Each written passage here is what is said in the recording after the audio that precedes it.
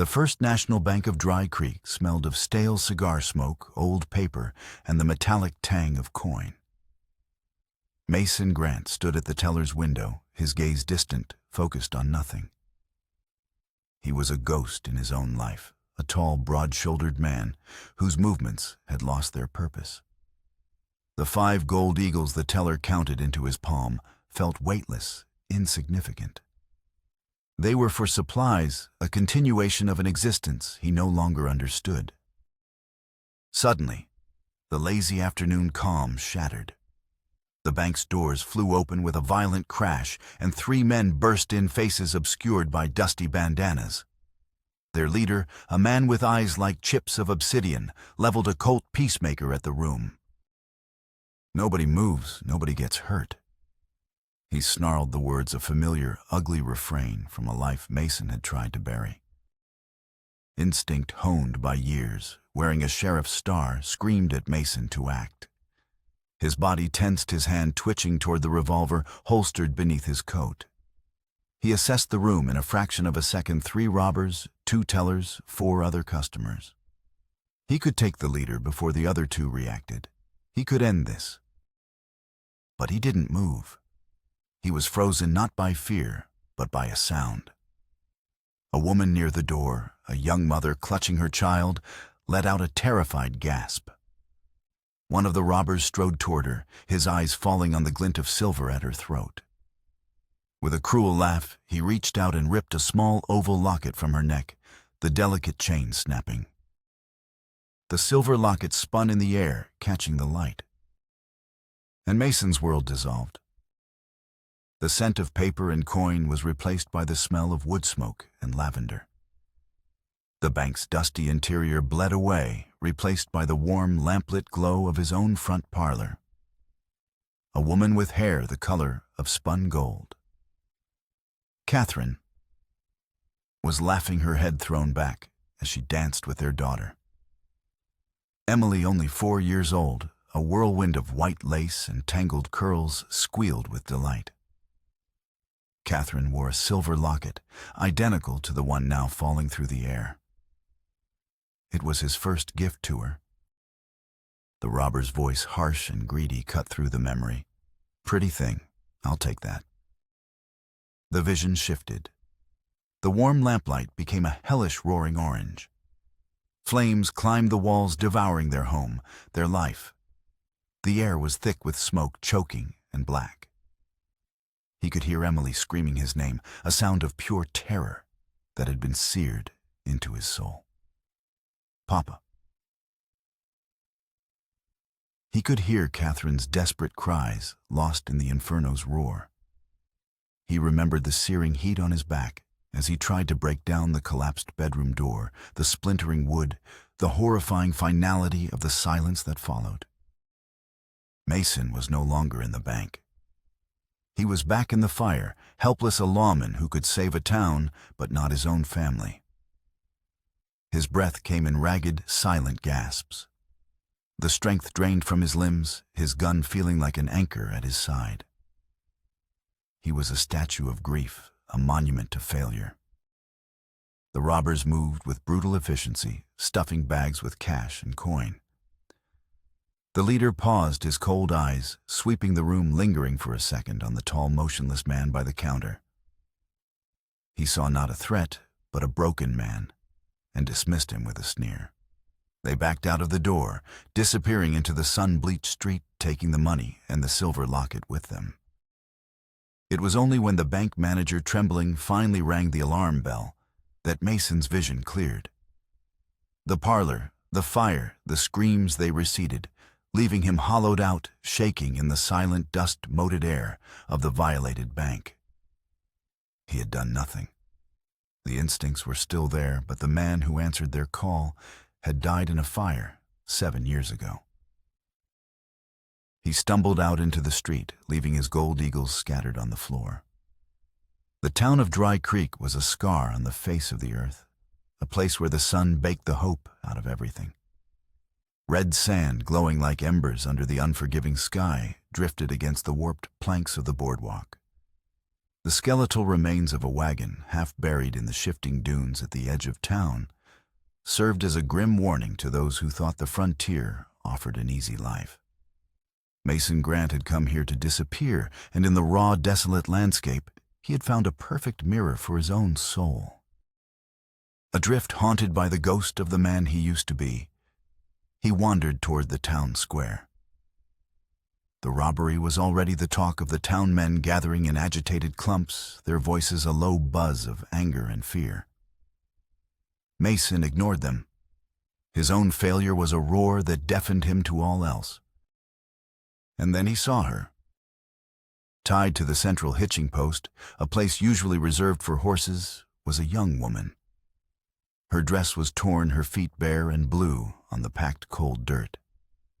Her dark auburn hair hung in tangled curtains, hiding one side of her face. She was a picture of absolute desolation, a silent island in the sea of the town's noisy drama. A man, his face florid with cheap whiskey and bitterness, stood beside her, playing to the gathering crowd. "Who'll take her, Walter Reynolds?" bellowed his voice, a gravelly slur. "A fine wife, strong and silent. Don't talk back and she don't cost much. Best offer takes her." A few cruel laughs rippled through the onlookers. Someone called out, "What's wrong with her face, Walter?" "Burned it," he spat.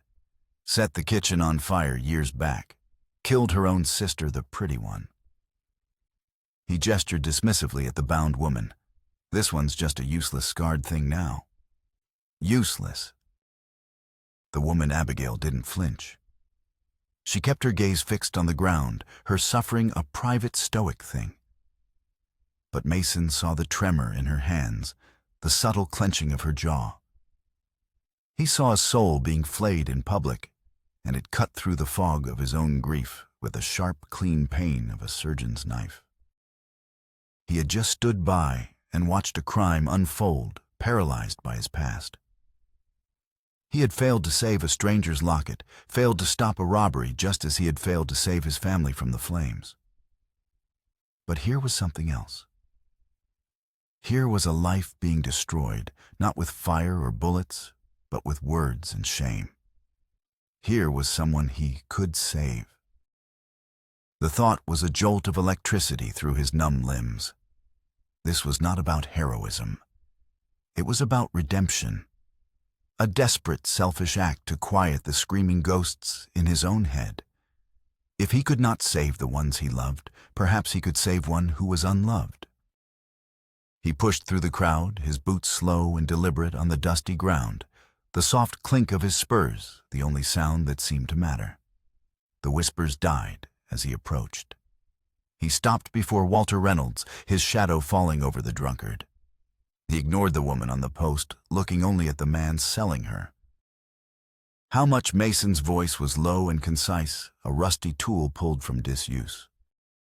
Walter blinked, momentarily sobered by the cold authority in the stranger's tone. He saw the quality of Mason's coat, the well-maintained gun at his hip, and his greed flared. He named a price that was an insult to both man and beast. Mason didn't haggle.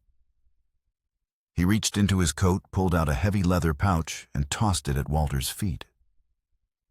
The thud of the coins hitting the dirt was a sound of finality.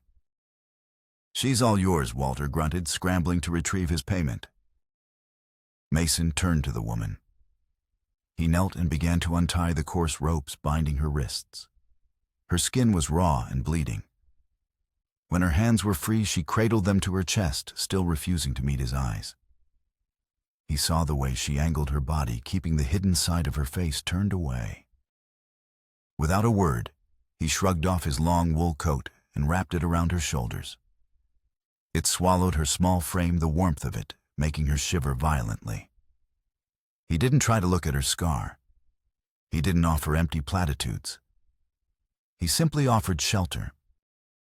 Then he stepped back and met her fleeting, terrified gaze. His voice was quiet but clear, meant only for her. "My name is Mason Grant. Come with me. You'll be safe." It wasn't a proposal. It wasn't a command. It was a promise. a promise made by one broken soul to another under the relentless gaze of the Montana sun. For Mason, it was the first step out of the ashes. For Abigail, it was the first time anyone had offered her a hand instead of a fist or a rope. She took a staggering step forward, and together they walked away from the jeering crowd toward the desolate quiet of the wilderness that Mason called home. The journey to Raven's Hollow was a pilgrimage of silence. Mason led his horse the mare's steady pace, setting a rhythm for their slow trek out of Dry Creek and into the rugged foothills. Abigail walked beside him, wrapped in the heavy wool of his coat, her bare feet now protected by a pair of socks and spare boots from his saddlebag. They were ridiculously large, but they were a shield against the sharp rocks and biting cold of the shaded canyons. The silence between them was not awkward. It was a vast, fragile space, and neither dared disturb it. Mason's thoughts were a maelstrom. The bank robbery, the locket, Catherine's face superimposed over the terrified woman's, it all churned within him. Buying this girl, Abby, had been an impulse, a drowning man grasping at a piece of driftwood. But now, in the stark light of the afternoon, the reality of his actions settled upon him. What had he done? He, a man who could barely care for his own shattered soul, had just taken responsibility for another. His voice, when he imagined speaking, felt like a stranger's. It had been years since he had used it for anything other than the barest necessities, bartering for supplies, answering a direct question. Sorrow had rendered him almost mute. Abby, for her part, was trapped in a silence of her own making. Her world had shrunk to the rhythmic crunch of Mason's boots on the trail and the solid presence of the man beside her. Every gust of wind made her flinch, expecting a blow. Every rustle in the underbrush sent a spike of fear through her. Her father's words echoed in her mind, a litany of her worthlessness. Useless, scarred thing. 10 years she had lived with that brand, ever since the fire. The fire that had taken her sister Grace and left her with a permanent reminder etched onto her skin. The jagged, puckered scar that pulled the left side of her face into a constant, subtle grimace was a map of her guilt. She had been the one in the kitchen. She had been the one who survived. Her father never let her forget it. As they climbed higher, the landscape grew more severe. The air thinned, and the sun cast long, skeletal shadows across the rocky terrain. Finally, they crested a ridge, and the valley of Raven's Hollow opened below them. It was a narrow slash in the earth, sheltered by towering pines and granite cliffs. A single log cabin sat in a small clearing, a thread of smoke rising from its stone chimney, a lonely signal of life in the vast wilderness. "This is it," Mason said, his voice a low rumble. "Raven's Hollow?" Abby said nothing, her eyes fixed on the isolated cabin.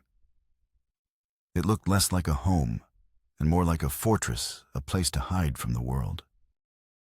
When they reached the cabin door, Mason stepped aside, holding it open for her. She hesitated on the threshold, her body language that of a cornered animal ready to bolt. The warmth and the scent of burning cedar that wafted from within were alien concepts. Warmth in her experience was either a weapon or a memory of pain. She finally stepped inside her oversized boots, scuffing on the wooden floor. The interior was Spartan but immaculate. A single large room served as kitchen parlor and Mason's sleeping area. A stone fireplace dominated one wall, a low fire crackling within. A sturdy table, 2 chairs, a shelf of books, everything had its place. It was the home of a man who lived a life of deliberate, lonely order. Mason gestured to a closed door on the far side of the room. "That room is yours. There's a bed, clean linens." Abby stared at the door as if it were a cage. A room of her own. She hadn't had that since before the fire. She gave a small, jerky nod and scurried inside, shutting the door firmly behind her. Mason heard the heavy sound of the wooden bar, sliding into its bracket. She had barricaded herself in. He sighed, the sound heavy with the weight of his own past failures. He had brought her to safety, but he could not command her to feel safe. He set a bowl of stew to warm by the fire and left it on the table with a piece of bread and a cup of water. He didn't knock. He didn't call out to her. He simply went about his evening chores, tending to the horse chopping wood for the morning, moving with a quiet efficiency that was its own form of communication. Hours later, long after darkness had fallen, the bar on her door scraped back. Abby emerged a shadow in the firelight. She moved to the table and stared at the food. She looked at Mason, who sat in his chair by the hearth, cleaning his revolver, his attention seemingly elsewhere. He saw her flinch when she reached for the bread, as if expecting the offer to be a trick, a prelude to a demand. Patience. He had to remember patience. He had forgotten how to interact with anyone who wasn't a shopkeeper or a threat. He set the gun aside, the metallic click loud in the quiet room. He cleared his throat. His voice was rough, but he tried to soften it. "No one will hurt you here." He said the words, feeling foreign on his tongue. He looked at her directly, at the curtain of hair hiding her face. "This is your home now, if you want it." Abby ate the stew quickly, standing by the table, never taking her eyes off him. When she was finished, she washed the bowl and spoon with water from the basin and placed them neatly back on the table. She gave him a short, sharp nod of thanks, then retreated to her room, the sound of the bar sliding home once more, echoing in the cabin. Mason stared into the fire, the weight of the day settling on him. He had tried to perform an act of redemption, but he had only succeeded in acquiring a terrified prisoner. The first obstacle wasn't Blackwood or the law or the town's judgment. It was the fortress of trauma Abby had built around herself, a fortress whose walls were invisible, but as real and impenetrable as the granite cliffs surrounding the hollow. And he, a man living in a prison of his own grief, had no idea how to begin tearing them down. The first weeks in Raven's Hollow were a delicate dance of avoidance. Abby moved through the cabin like a phantom emerging from her barricaded room, only when necessary her footsteps whisper light on the floorboards. She completed chores with a silent, fearful efficiency, sweeping the floor, fetching water, mending her torn dress with a needle and thread Mason had left for her. Every action was an apology for her own existence. Mason gave her space, retreating into the familiar solitude of his own routines. He checked his trap lines, hunted for game, and spent long hours in the woods, the silence of the pines a balm for his own restless thoughts. But he was always aware of her. He saw the way she watched him from the corner of her eye, her body perpetually tensed for flight. He noticed she never touched the books on his shelf, her gaze sliding past them, as if they were written in a language she couldn't comprehend. He saw how she meticulously kept her hair arranged to cover the left side of her face, a shield against a world she expected to be cruel. Their conversations were clipped and functional. "I'm going for wood. The stew is ready." Words were tools, not bridges. One evening, as a cold rain drummed against the roof, Mason decided to try a different approach. He took a simple leather-bound book of fables from the shelf. "Can you read?" he asked, his tone carefully neutral. Abby, who was darning one of his socks by the firelight, shook her head, a barely perceptible motion. Shame radiated from her. "Would you like to learn?" She looked up, startled, her eyes wide with a mixture of suspicion and a flicker of something else, a desperate, buried longing. She gave a single, hesitant nod. And so their lessons began. Night after night they sat at the table, the oil lamp casting a warm circle of light around them.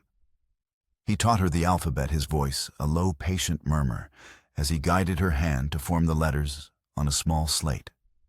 Slowly, painstakingly, the strange symbols began to transform into sounds and then words.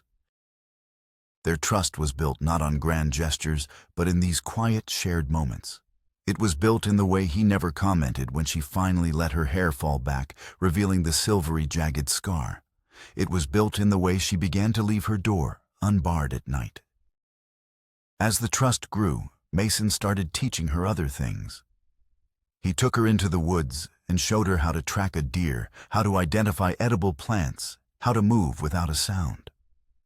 And one crisp morning, he laid his revolver on the table. "It's time you learned to use this," he said. Fear flashed in her eyes. "Why?" "Because out here strength is survival," he replied. "And I won't always be here to protect you." He took her to a clearing deep in the woods and taught her how to stand, how to aim, how to control her breathing. As he adjusted her stance, his hands briefly on her shoulders, he saw her flinch but hold her ground. "My wife." He said the words coming out unexpectedly, a crack in his own carefully constructed wall. Abby froze, her attention snapping from the tin can target to his face. "Catherine. She was a better shot than I was. Taught me a thing or two." It was a small offering, a piece of his past laid bare. He saw the curiosity in Abby's eyes, but she didn't ask questions. She simply nodded and raised the revolver again, her arms trembling less this time. The shot rang out, and the can flew from the log. A small, involuntary smile touched her lips, the first genuine smile he had ever seen from her. Their fragile peace was interrupted by the arrival of a horseman. It was Sheriff Hollister from Dry Creek, a weary but decent man who had been asking questions around town ever since the bank robbery. He was a relic of the law Mason had left behind, a man who believed in order, even in a place that seemed to thrive on chaos. "Grant Hollister," said, dismounting. His eyes took in the tidy cabin, the neatly stacked woodpile, and Abby, who stood half hidden in the doorway. "Just making my rounds. Wanted to check on your situation." "We're fine," Sheriff Mason said, his tone polite but firm. Hollister's gaze was shrewd. "Funny thing. We caught one of them bank robbers, the one that got winged leaving town. He didn't last long, but before he died he mentioned his boss, a man named Victor Blackwood." The name landed like a physical blow.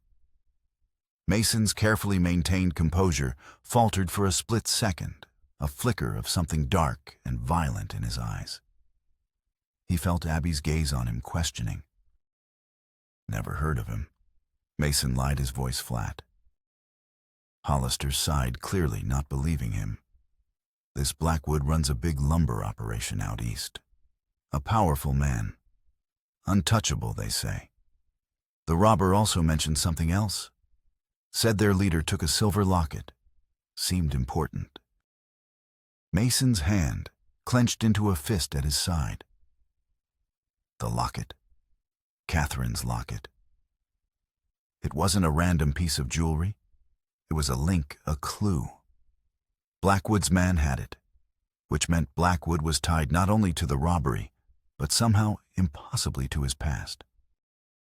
"If I hear anything, I'll let you know," Mason said, a clear dismissal. Hollister tipped his hat. "You do that, Grant." As he rode away, his parting words hung in the air. "A man hiding out this far usually has a good reason. I just hope yours doesn't come looking for you." That night, the tension in the cabin was thick enough to cut with a knife. Hollister's visit had brought the outside world crashing into their sanctuary. Blackwood. The name was a poison, a ghost Mason had spent 7 years trying to outrun. He knew he couldn't keep his secrets any longer. Not if the danger was now at their doorstep. He owed Abby the truth. He looked at her across the flickering firelight. She had become more than just an act of redemption. She was his partner in this quiet life, a fellow survivor. She deserved to know the nature of the storm that was gathering on their horizon, Abby. He began, his voice heavy. There's something I have to show you. He led her to the back of the cabin, to a heavy locked door she had never seen him open. He turned a key in the lock, and the door swung inward, revealing a small windowless room. It was his sanctum, his obsession. Maps covered one wall, connected by a web of red string.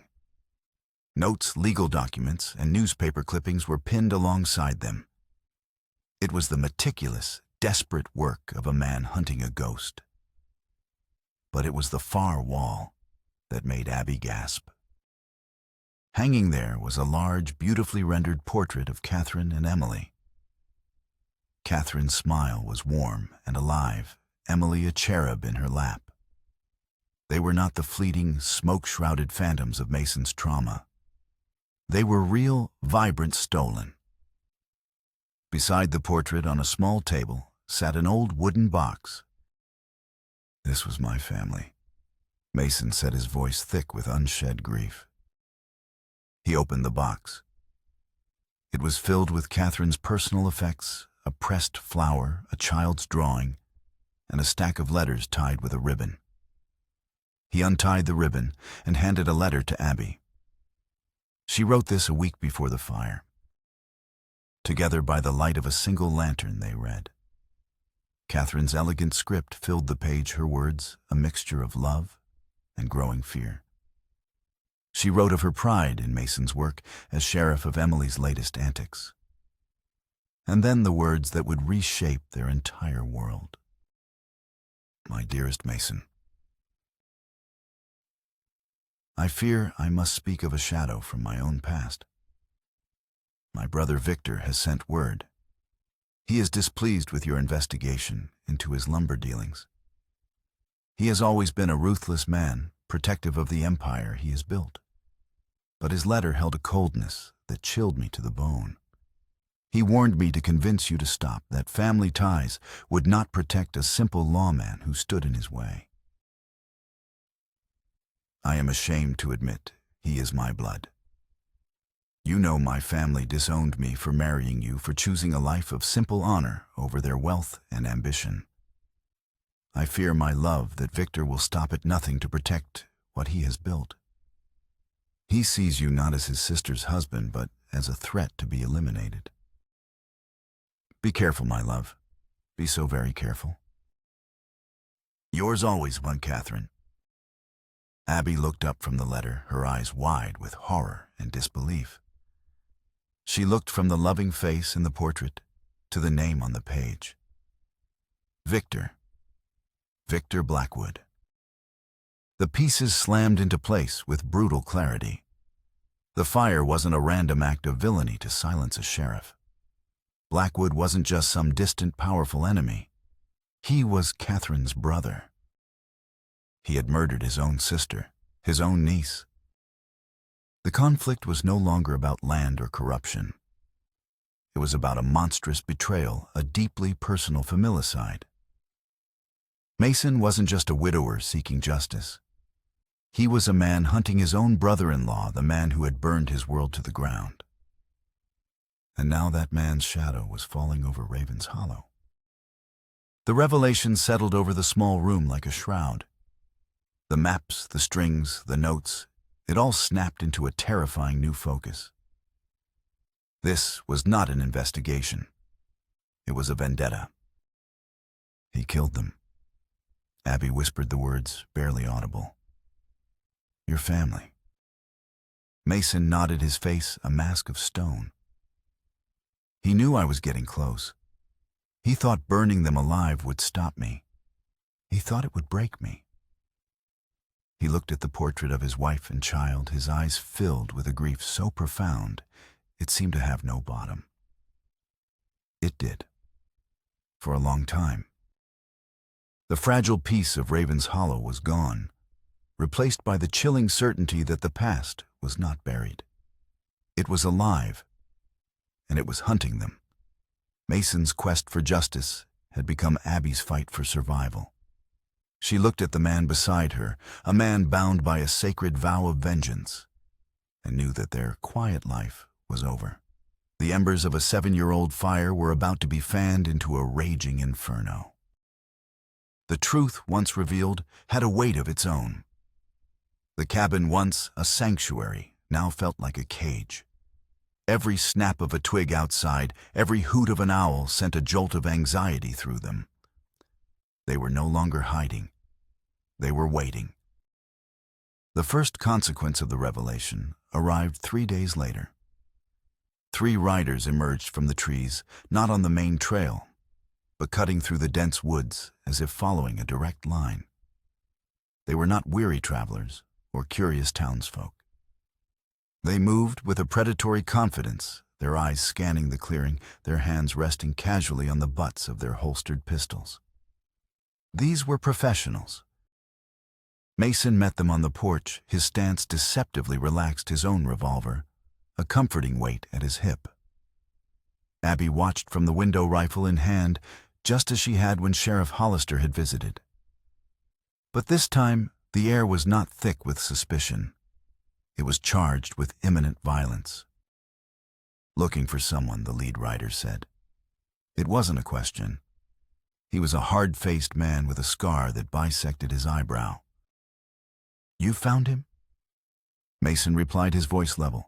"State your business." The man smiled, a humorless baring of teeth. "Our employer, Mr. Blackwood, heard a man matching your description, settled in these parts. A former lawman, fond of solitude." His eyes flickered toward the cabin, toward the window where Abby stood. "And fond of damaged goods, it seems." Rage, cold and sharp, coiled in Mason's gut, but he let the insult slide. "Tell your employer he's mistaken." "Is that so?" the second rider chimed in, circling his horse to get a better angle on the cabin. The description was very specific. Tall man, quiet, used to wear a star. Last seen leaving Black River territory 7 years ago after a family tragedy. They knew. There was no longer any doubt. The bank robber had talked more than Hollister realized, or Blackwood had other sources. Their location was compromised. "You've delivered your message," Mason said, his voice dropping, taking on the hard edge of the sheriff he once was. "Now get off my land." The lead rider chuckled. "We have different orders. Our orders are to confirm your identity. And if we confirm it..." He let the threat hang in the air. He reached inside his coat. It was all the signal Mason needed. He drew his revolver in a single fluid motion, the muscle memory of 1,000 practice draws taking over. He fired before the rider's hand, cleared his coat, and the bullet striking the man in the shoulder and knocking him from his saddle. The other 2 riders reacted instantly, their guns barking. Mason dove behind the porch railing, wood splinters exploding around him. A bullet tore through the cabin wall, inches from where Abby stood. She didn't flinch. She steadied the rifle on the windowsill, took a deep breath as Mason had taught her, and fired. Her shot caught the second rider's horse in the flank. The animal screamed and reared, throwing its rider to the ground. The third man, seeing his odds suddenly change, spurred his horse toward the cover of the trees, firing wildly back at the cabin. Mason rose from behind the railing, his aim steady, and fired twice. The third rider slumped in his saddle, his horse galloping riderless into the forest. The clearing fell silent, the echoes of gunfire fading into the pines. The first rider lay groaning on the ground, clutching his shoulder. The second was struggling to his feet, dazed and disarmed. It was over in less than 20 seconds. Mason kept his gun trained on the conscious rider as Abby emerged from the cabin, her face pale, but her expression resolute. She held the rifle with a confidence that would have been unimaginable just a few months prior. They stood together, a united front, partners forged in shared trauma and now in battle. They were no longer safe. The fight had come to them. They tied the 2 surviving enforcers in the barn and waited for nightfall. There was no question of turning them over to Sheriff Hollister. Blackwood's reach was long. He had friends and money. A jail cell in Dry Creek wouldn't hold them for long, and it would only confirm Mason's location to the world. There was only one path forward. Under the cold light of a crescent moon, Mason interrogated the lead rider. The man was arrogant at first, then defiant, but the promise of being left wounded in the wilderness for the wolves to find eventually loosened his tongue. He confirmed their worst fears. The bank robber from the opening scene had been one of his men. The locket was indeed a trophy, but the primary goal of the robbery had been to gather funds and spread fear, establishing Blackwood's influence in the territory. After the robber was caught, Blackwood had become paranoid, certain that Mason was nearby and orchestrating a campaign against him. He had sent this team not just to confirm, but to eliminate the threat. He's not going to stop the man, spat blood staining his teeth. You cost him a lot of money today. Now it's personal. He'll come himself. Mason and Abby worked through the night. They loaded the two wounded but living enforcers onto their own horses, gave them a single canteen of water between them, and pointed them east. Tell Blackwood I'm waiting. Mason said, his voice as cold as the night air. As they watched the riders disappear into the darkness, a new reality settled over them. They could no longer hide. Running was no longer an option. Blackwood would hunt them wherever they went. Their only choice was to prepare for the final confrontation. Raven's Hollow, their sanctuary, had to become their fortress. In the days that followed, the frantic energy of survival took over. They worked from dawn until dusk, fortifying the cabin, stockpiling ammunition, and planning their defense. But amid the grim preparations, something else began to grow. With the threat now in the open, the last of their own internal walls seemed to crumble. They were no longer just a man and a woman bound by circumstance. They were partners in a war. They also planted a garden. In the small barren patch of soil behind the cabin, they turned the earth and planted seeds, corn, beans, squash. It was an act of defiant hope, a declaration that they intended to live, to build something new even as they prepared for destruction. Tending the small green shoots that pushed through the soil became their ritual, a symbol of life persisting against the odds. Abby, in particular, found a deep solace in it. She, who had been called useless and barren, was now nurturing life from the unforgiving earth. She stood taller. She met Mason's gaze without hesitation. Her voice when she spoke was clear and strong. Their grim routine was broken one afternoon by the arrival of a single, hesitant rider. It was Walter Reynolds. He was sober, his eyes clear, but haunted by a deep, abiding guilt. He dismounted before he even reached the cabin, his hands held up to show he was unarmed and meant no harm. I had to come, he said, his voice raspy. I did a terrible thing. He explained that Blackwood's men had found him in Dry Creek. They had questioned him, threatened him, and in a moment of drunken terror, he had told them everything about the man who bought his daughter, about the isolated cabin in Raven's Hollow. The information had been the final piece of the puzzle for Blackwood's enforcers. I'm the reason they found you.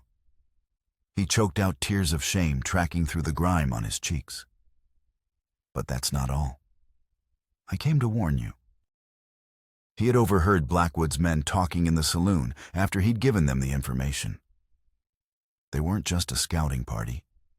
They were the vanguard.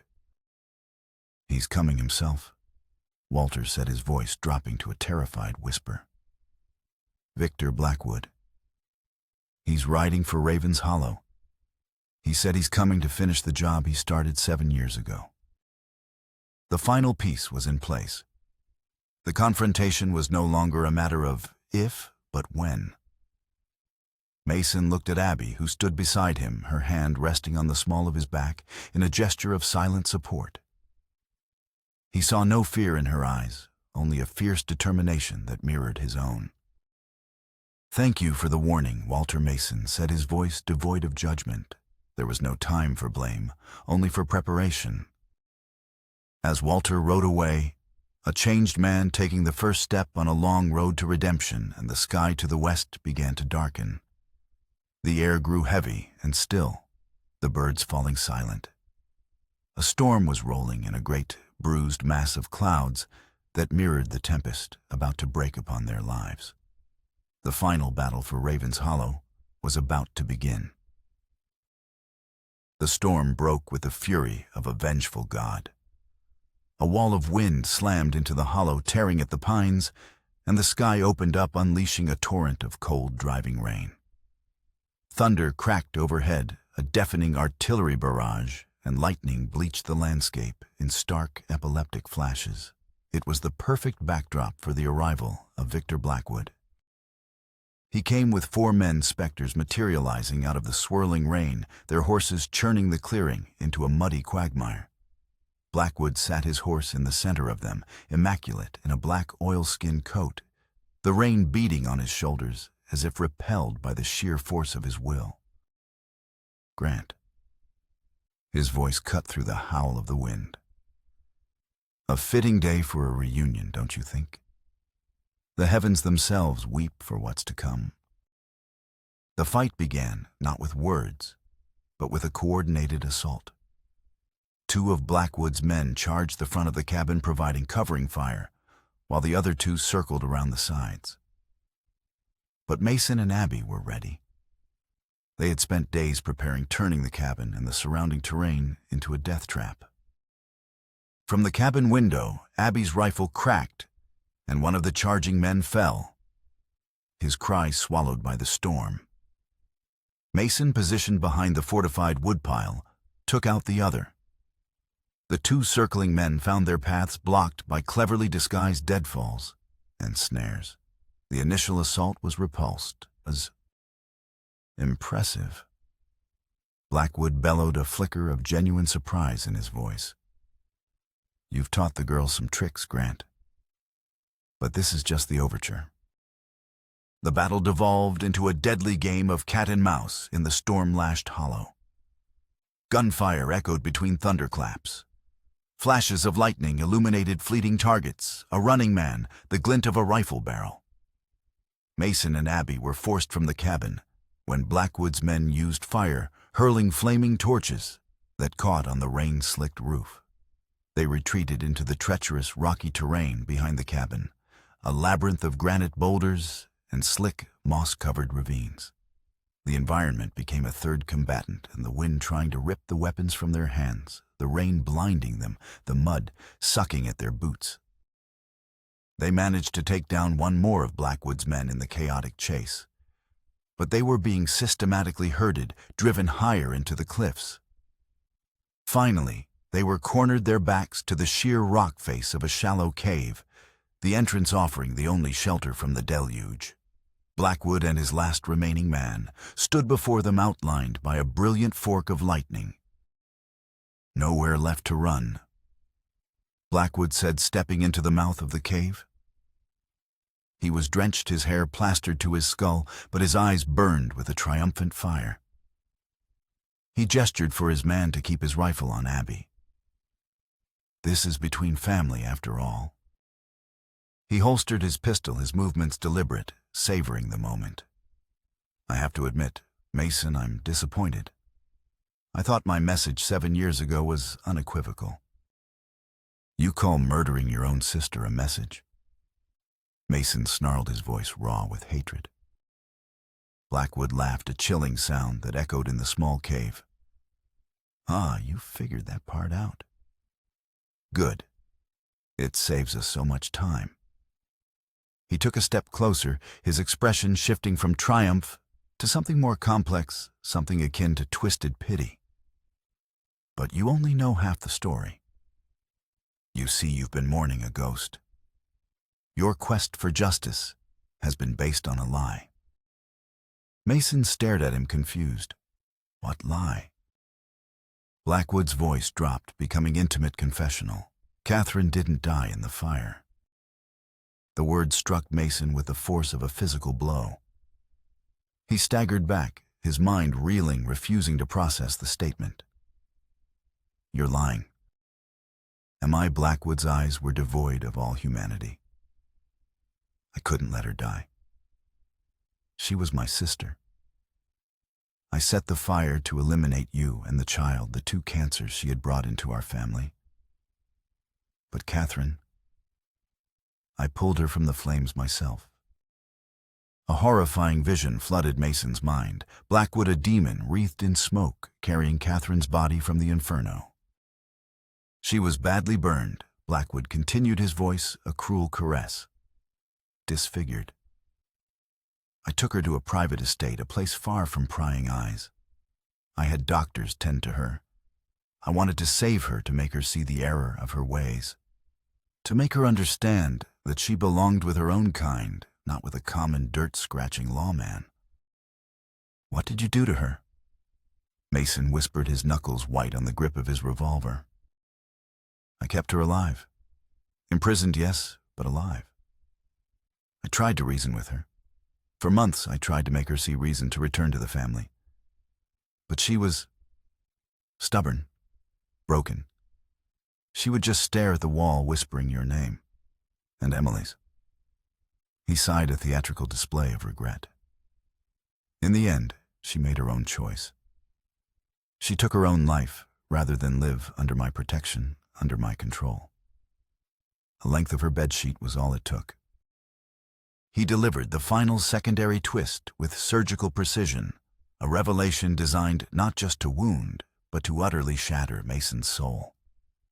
Catherine hadn't been a victim of a quick, fiery death.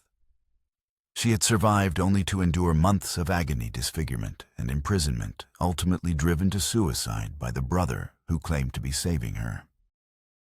Mason's quest for justice, his 7 years of grief, it had all been for a woman who had died alone and hopeless long after the flames had gone out. The revelation was a poison, burning away everything but pure, blind vengeance. The last thread of the Honorable Sheriff Grant snapped.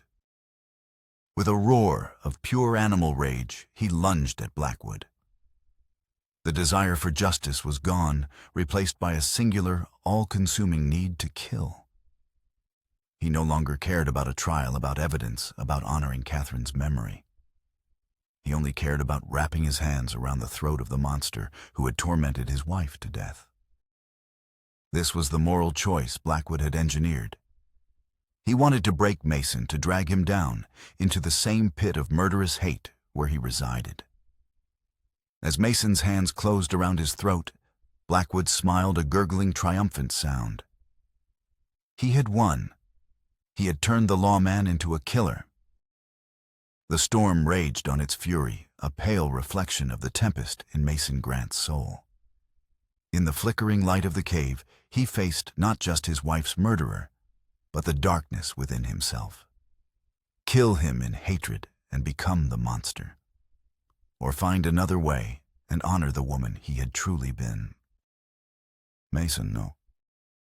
Abby's voice, sharp with desperation, cut through the red haze of his rage.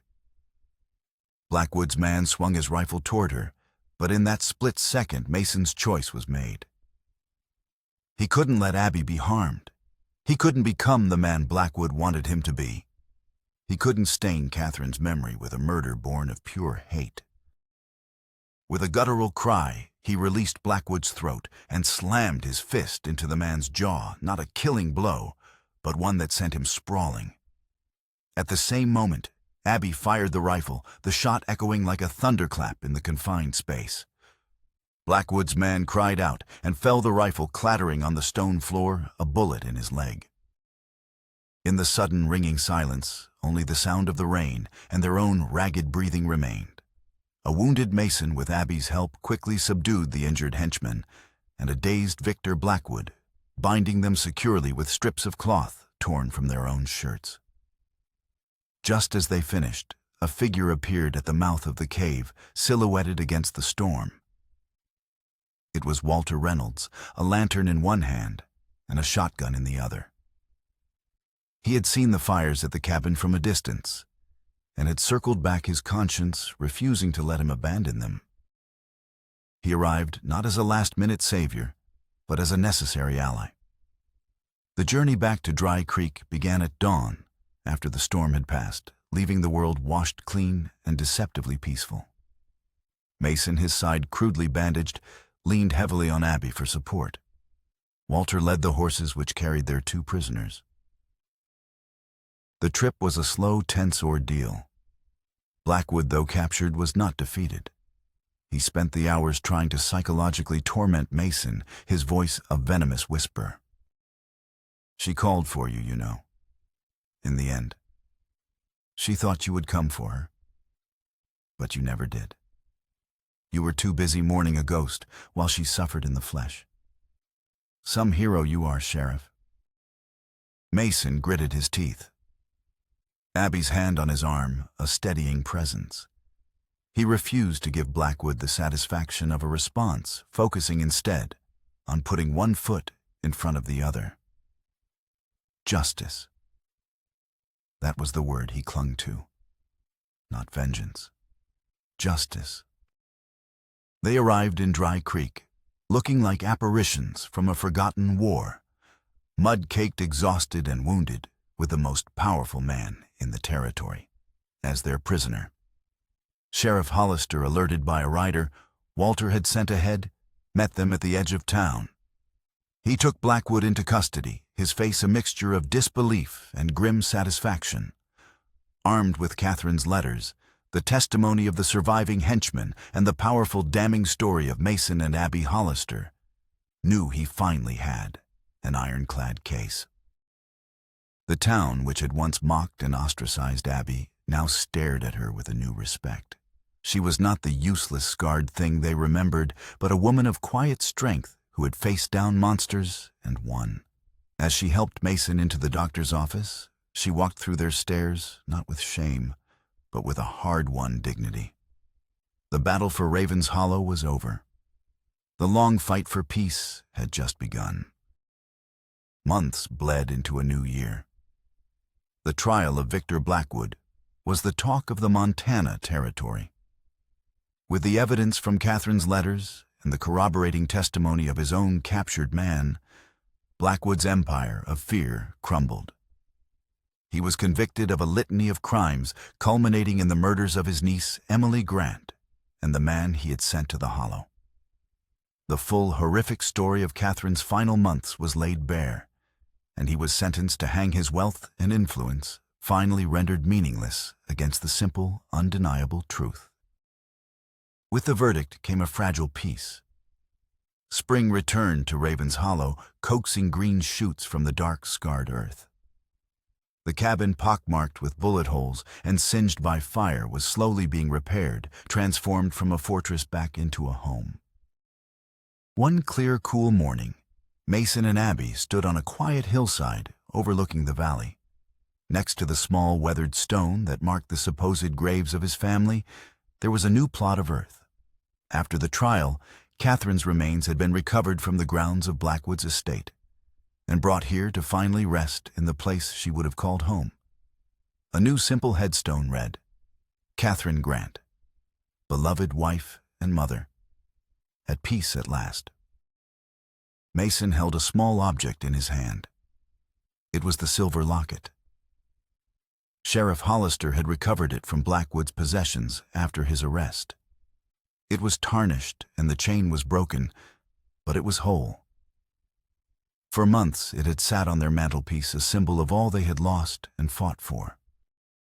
Now, with a quiet reverence, Mason stepped forward and placed the locket on the cool granite of Catherine's headstone. It was a final letting go, a symbol that he was no longer haunted by the past, no longer bound by a quest for vengeance. He had delivered justice, and in doing so had found his own peace. He had honored her memory. He turned from the graves, his gaze finding Abby. She was standing a few feet away, a soft smile on her lips. The scar on her face was no longer a mark of tragedy, but a part of the beautiful, resilient woman she had become. In her arms, she held a small bundle wrapped in a soft blanket. their child a daughter born in the quiet hope of winter, a new life grown from the ashes of old sorrows. Mason walked to her, his heart full of a love he never thought he would feel again. He looked down at the sleeping infant, then at Abby, his partner, his wife, the woman who had walked through the fire with him and emerged stronger. Their scars were not gone, but they no longer defined them. They were simply part of their story, a testament to their survival. The hollow, once a place of hiding, was now a place of healing, a place where new life, like a garden in barren soil, had taken root and begun to grow. The future was unwritten, a clean page waiting for a new story, their story.